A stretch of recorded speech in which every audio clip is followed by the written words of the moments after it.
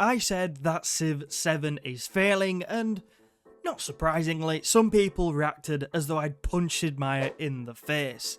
And I don't think that's fair because there's plenty of evidence to suggest that this game is not hitting its targets at launch, and I'll show you that evidence today. I'll also end the video with a key takeaway that's a bit more positive and gives hope for the game's future, so I'm proving it's not all doom and gloom. Before we look at the indisputable evidence, I wanted to clarify what I mean by fail because somebody very kindly pointed out in a recent video that I need to learn what the word actually means. I didn't go to school, so you're gonna have to forgive me, but I just wanted to clarify for that person that we're talking about the game being unsuccessful in achieving its goals. And I think that Civ 7's goals can be broadly, and this is very broadly, summarised into two. So the first goal being that they wanted the game to be well received by the fan base, and we're talking everything from the look and feel of the game to the new mechanics, everything. They wanted the fan base to enjoy those. And then the second goal would be they want players still playing and purchasing the game in big numbers at launch and after launch. So how is that first one going about the game being well received by the fan base? Okay, yes, the reviews aren't the best, but to be fair, there are some positive ones, and the game is still enjoyed by a lot of players.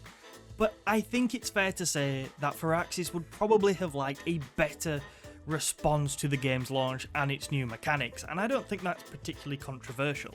But surely the numbers make for better reading, right? Sadly not. And if you actually go on the Civ 7 subreddit or just the Civ subreddit, you'll realise that numbers aren't good because somebody posts them on there every day. But I went to SteamDB to see the average player count. So here I've got all the data for the week commencing the 5th of May, so the daily player count on there. You got some nearly 11,000, other days not above 10,000, but for week 13, the week commencing the 5th of May 2025, Civ 7 had on average 10,622 players per day. But what does that mean? Because that's a number. I guess 10,000 feels a lot of people, but then equally doesn't feel that many people. Does that even make sense? So I wanted to compare it to what Civ 6 was doing at this time and what Civ 5 was doing at this time. So week 13 of Civ 6's launch, it was getting 24,885 people on average per day.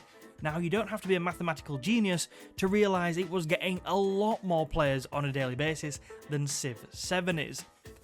And it gets a bit worse because Civ 5, which was released ages ago, was also in week 13 getting over 20,000 players per day with 22,102. So the big anomaly here from the last three major Civ games is Civ 7, which is really struggling to hold on to players, and in fact, since launch, it's hemorrhaging players playing on Steam.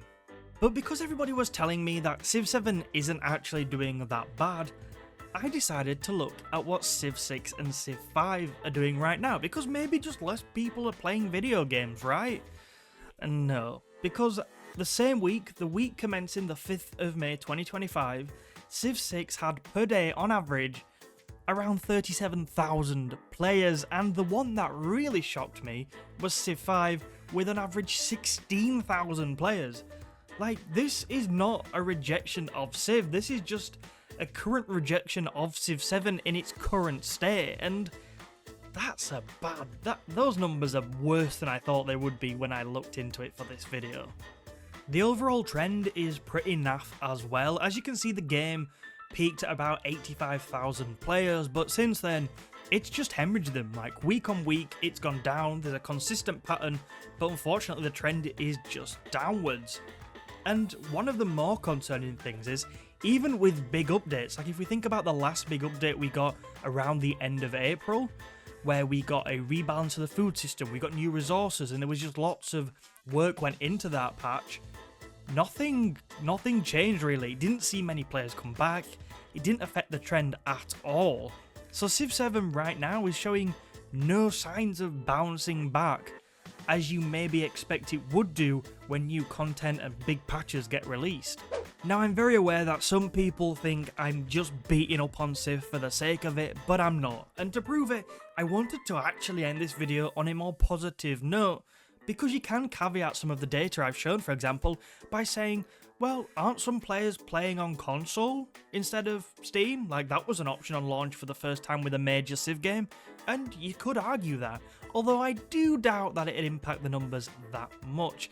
I'd also say that replacing Civ 6 was also going to be a much bigger task than Civ 6 replacing Civ 5, for example. Civ 6 is, after all the DLC it's had, like the ultimate Civ game. I know it's not everybody's cup of tea, but it is full of content, and it was going to be so hard to replace no matter what Firaxis put out. And finally, ultimately, I'm saying that Civ 7 is failing, but I'm not saying it's failed. Like, its lifespan will be very long, and who knows where we will be in 6 to 12 months. We could be looking at a completely different picture and a much better game. But it's just a shame that it had to launch in the state that it has done. What do you think? Do you agree with me, or do you think that I'm dumb? I'm sure you'll let me know down in the comments. Thank you for watching this video. Check out another one of our videos on screen right now, and I will catch you soon.